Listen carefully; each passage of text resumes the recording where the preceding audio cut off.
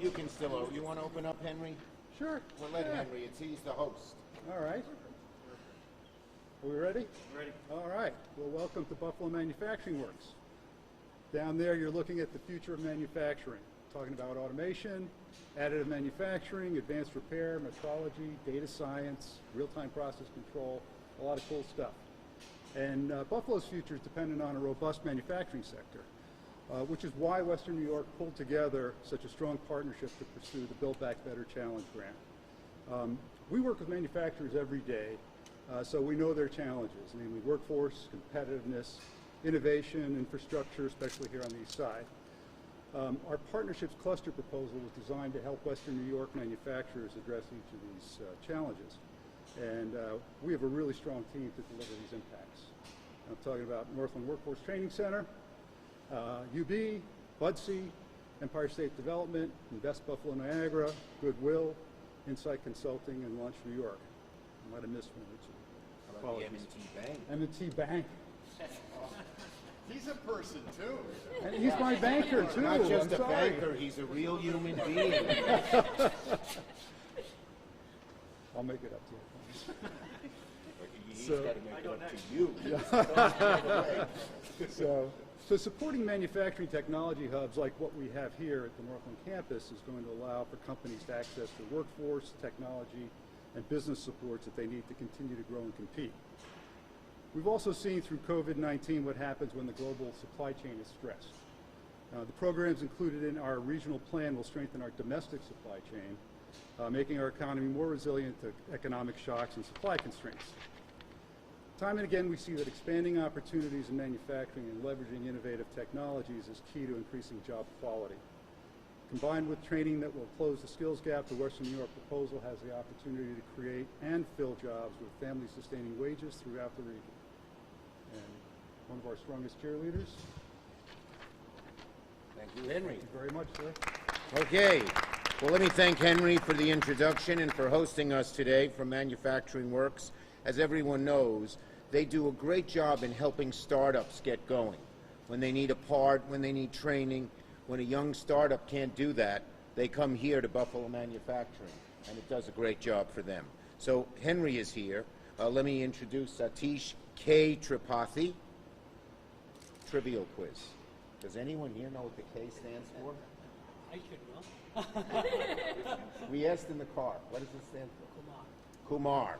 Good. Only 5 letters. Kumar and Haran. Yeah, Kumar is a very popular name. Okay.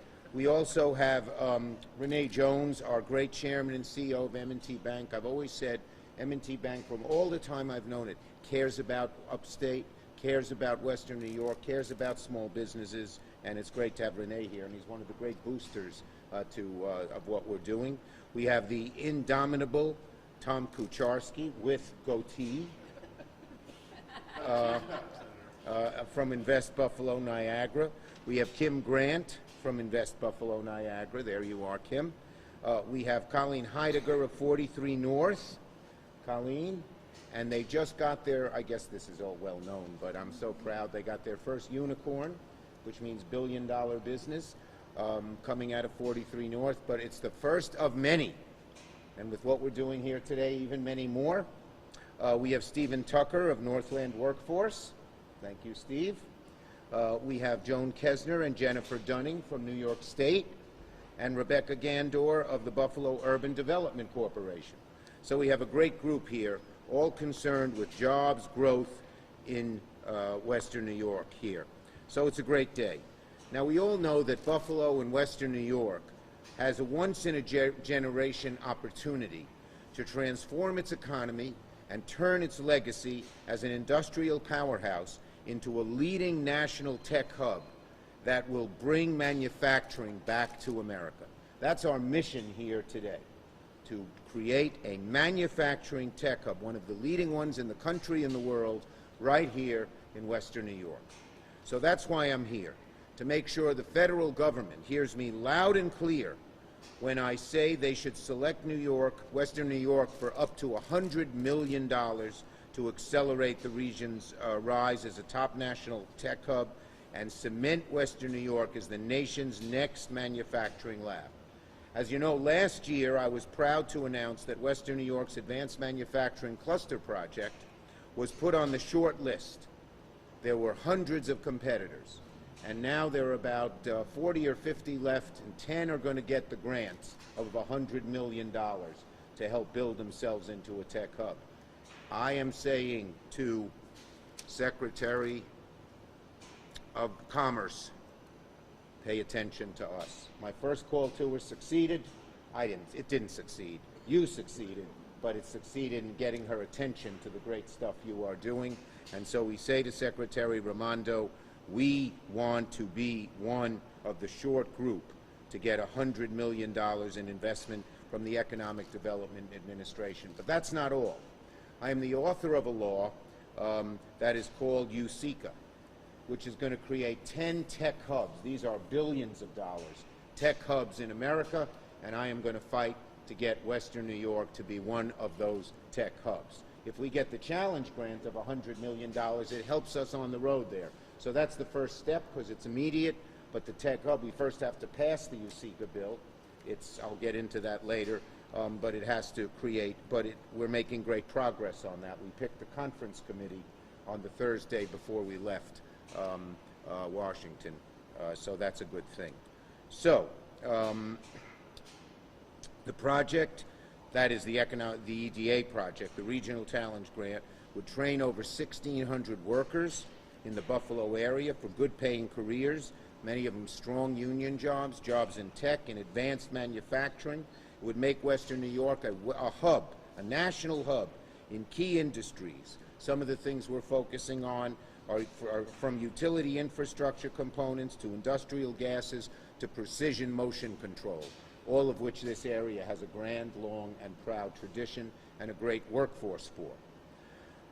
Most of all, it would ensure that investments go to communities that need it, like right here on the east side. New people will be trained, just as Henry is training them right here. They'll get good-paying jobs that create a good life for themselves. They'll have solid middle-class lives for the rest of their existence. So that's a great thing. It's a ladder up. So that's what we want. That's what manufacturing always did for Buffalo.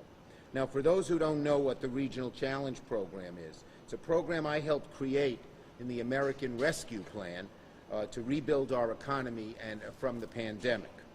Because of the $3 billion we got in the ARP, part of that was investments, as I said, in up to 10 regions for $100 million each to build tech hubs across the country, shore up our supply chains, and create good-paying jobs.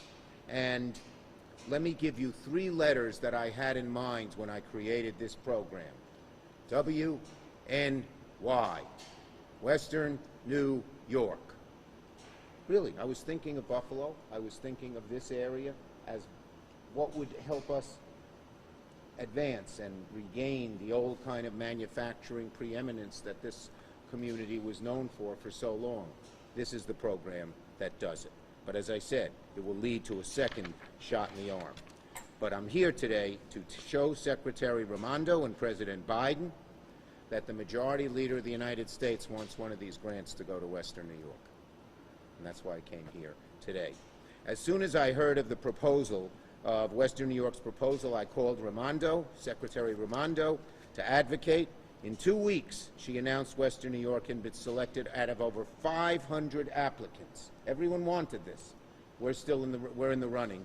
The first grant, they just give them $500,000 to help their application, but the big challenge will be the nationwide contest for the $100 million. So I'm here today to shine a spotlight on Western New York as the next national tech hub, double down on my previous support to make sure Western New York wins a regional challenge grant and then gets the critical federal funds to bring manufacturing back to America. So, as I said, that's the first reason and the immediate reason that we're here. But there's another reason, okay? I am author of something that was originally called the Endless Frontier Act. I love that side. So I told you guys when I first, you do particular. The Endless Frontier Act said let's invest in science and in manufacturing and the pure sciences, because that led America. And I'll just take a digression. It's a nice historical note. Vannevar Bush was the president, was the head of the Secretary of the Army right after World War II, and he said we must invest in science to keep America preeminent. And we did, and he called science the endless frontier. We invested in NIH and created the greatest pharmaceutical industry in the world, creating millions of good-paying jobs. We invested in DARPA and NSF and created the greatest tech industry in the world.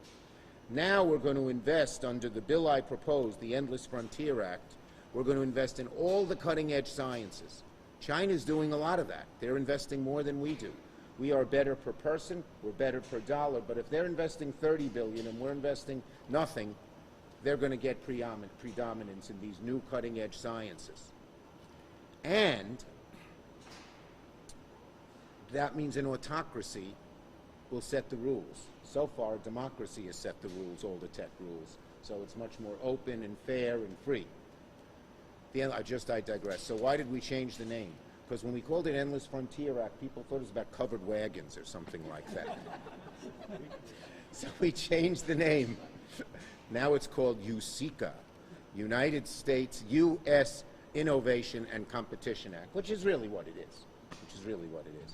So in that Yusika bill, we created $10 billion to create 10 regional tech hubs. That'll be $1 billion for the kinds of things we're talking about here. The first, the EDA grant's $100 million. The next is $1 billion. And it will make us one of the tech centers of the world in terms of training, in terms of manufacturing, in terms of helping science grow into companies. You take the science, and we have great universities represented by Satish here, Satish Kumar Tripathi, which I just learned today, and change it into jobs. This is all about jobs. This is all about good-paying jobs. This is all about sustaining and creating real economy here. And so what would happen with these regional tech hubs is there'd be training, just like we're doing here at Northland Workforce Training Center.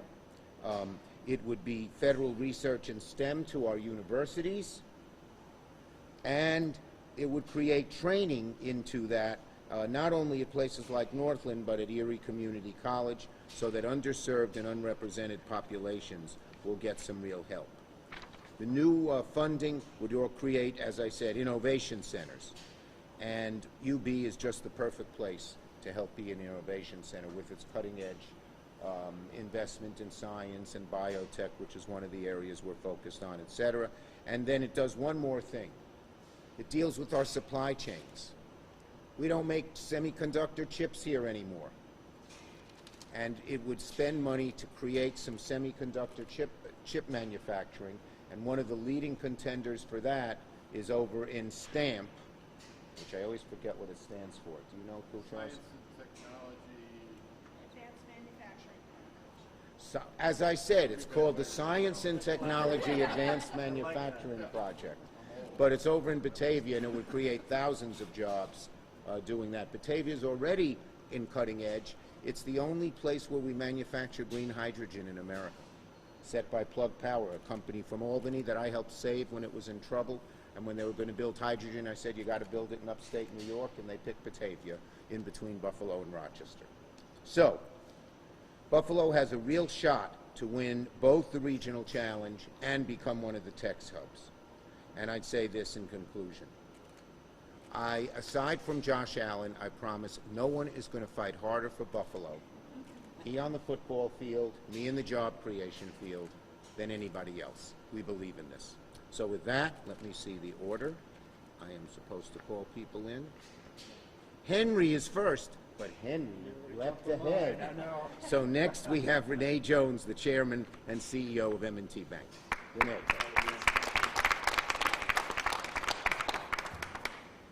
Senator, first let me thank you for your dedicated and continued support of our innovation culture in Western New York that has been booming for a number of years. As you all know, this city has a very compelling history and all of the component parts and elements to make it a modern attraction for tech talent. I think what's most unique about what we're doing here is as Henry talked about, the collaboration. So we've gotten to a point where we're working between the financial systems, manufacturers, the universities, state and local governments, and our economic development engines all together in a very inclusive way to make a difference in the future of Western New York. The work that is happening throughout the community, it couldn't be more supported than what Senator Schumer has done for us. We've been on our way. We've created lots of jobs, and we've been on a journey to get to a better place. But the support right now, at this time, is really critical.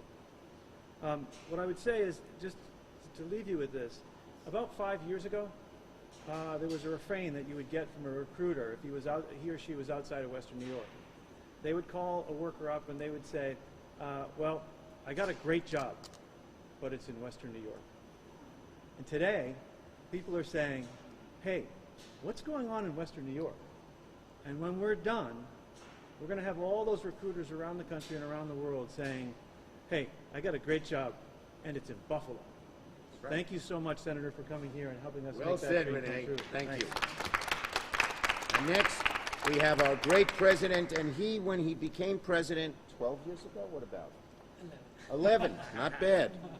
When he became president 11 years ago, he said he is going to make UB a center of science and have it be elevated in terms of that science. And he's done a great job, and it's going to help us bring jobs here to Buffalo. So, Satish. Thank you, Senator, and good afternoon, everyone. I'm pleased to join all of you along with Senate Majority Leader Charles E. Schumer. You know what the E is for? What is the E? Kumar. E. Kumar. Actually, Ellis for Ellis Island. Oh, Yes. really? Oh, Yes. thank you. We learned today. Thank Yeah. you. Yeah. To discuss the importance of bringing funding from Build Back Better to Buffalo and to the region. In Western New York, we have a history and tradition of regional collaboration. You already heard that from our two leaders that talked about Buffalo. And these collaborations across business and industry, nonprofit sector, K through 12 education and higher education, and they have transformed the regional economy. And at UB, we are very proud of our university's effort to creating the new Western New York regional economy. Every day, our faculty and students are translating their research into new innovation from artificial intelligence, biomedical technologies, and cybersecurity to robotics and advanced manufacturing. In a region, we believe that we can build upon these successes and transform our economy across every corner of Western New York. Senator Schumer, I want to thank you for your support to the region and wish you the best luck to get this bill done. We're waiting for Yusika to be done. Thank you so much. Thank you. Thank you, Satish. Okay. I think we have no other Jordan, the great Jordan Nicholson, who's worked for me in Western New York for many, many years. Is that the only speaker? Speakers? Okay, great. Okay. And Bella is his new deputy. Where's Bella? So everyone gets to know Bella. Okay. Questions on this subject? Mr. David, what's your middle name? Lee. What? Lee. David Lee McKinley. DLM. It's two-parter. Okay, so besides your considerable clout in your role as the Senate Majority Leader, what makes you think we stand a chance here? Why we stand a chance is the people standing here. We've already gotten tech to start paying attention to Western New York, as Renee mentioned. Young people, we have a workforce, and people who graduate from universities here are staying here, and to boot, people who left 15 years ago are coming back. Just look at downtown and the waterfront on a Friday night in the spring and summer, whereas when I became senator, it was empty. Now it's filled with young people, and they are the lifeblood. The workforce is improving. We have great skill set here. We were always a center of manufacturing, and that kind of thinking and training and knowledge is still here. And I've never seen a community more eager. When we make the pitch, this isn't going to be like another place. we are the place that wants this probably the most. So you put all that together, and I think we have great opportunities. We have great universities, we have great businesses, we have great job training, we have a great workforce, and this matters, we're going to not just give existing trained workers jobs, we're going to train new people. I thought you also indicated that part of this is going to be based on need. Yeah. So, The 10 centers... So do, yeah. do our relatively high poverty rates around Yes. here and high unemployment rates work in our favor? The high poverty rate does work in its favor, particularly because both grants, part of the grants is training people who had been impoverished into good paying middle class jobs. And we can do that better than just about anybody. And, by the way, one other thing about no established this will not go to Austin or Denver or New York City or California. It's only in new places that need the growth. Senator, can you differentiate the $100 million that they're competing for versus the tech hub? And Yes. Are they connected? If you win the $100 million, are you more likely to Yes, become that's a the tech hub? point. They're not directly connected. If you win the $100 million, it doesn't mean you get to be a tech hub. But it helps because it lays the groundwork. It starts training the workforces. It starts priming the businesses. Absolutely. So it's a two-step. We could still win the billion-dollar tech hub without winning the EDA grant, the $100 million, but it makes it a lot easier. So it goes from $100 million to, if you win the tech hub, $1 billion of Correct. investment on top of that. Correct. How many different communities is Western New York competing against for this $100 million? Well, the $100 million's been narrowed down. 500 originally applied. It's now only about 40 left, and 10 get it. How will you ensure that people will be trained? How will you make sure that the community We have great, well, knows? represented here are places like Invest Niagara Buffalo, places like Northland Workforce, places like Buffalo UDC. We have a good record in training, and in answer to McKinley's question, that's one of the things that's going to help us. You're Yes, leveraging- I try to call on one at a time. If I let just whoever, McKinley would get all the questions, so I circulate. So are there timeframes or deadlines when we know that like it's going to be announced who 10 are for? Okay. The second bill, the billion, has to pass still, the Yusika Bill, which I am the author of, along with Todd Young, Republican from Indiana. Both these bills are bipartisan, so it doesn't get into the partisan maw that so often slows things down in Washington. We passed it in the House, we passed it in the Senate, and just Thursday, right before the Supreme Court, so it shows you its importance, Senator McConnell and I announced our conferees. When the House passes one version of a bill and the Senate passes another, you have a conference, and you have to pick a group of senators and a group of congressmen to be the conferees and put it together. Conferees, yeah. Senator, obviously you're leveraging the stamp plant when you're making this pitch for Western New York. Last time we were over at the stamp plant, we were talking about Sony still considering Batavia. Have you spoken with the company yet? And how, if Sony were to come there, would that help? I don't want to get into I have spoken with about 5 companies to come, all of which part of the Yusika bill is money to build these chip fab plants. And those will be determined again by the administration, and I will weigh in heavily. So which is the chicken and which is the egg? Do you get the company first and it leverages getting the hub, or do you get the hub first and it leverages the company? The $100 million is going to come first, because that's going to happen in the next, I think it is about, I got to get the exact time. Is it what, 4 months? October. What? October. 4 months. Well, 6 months.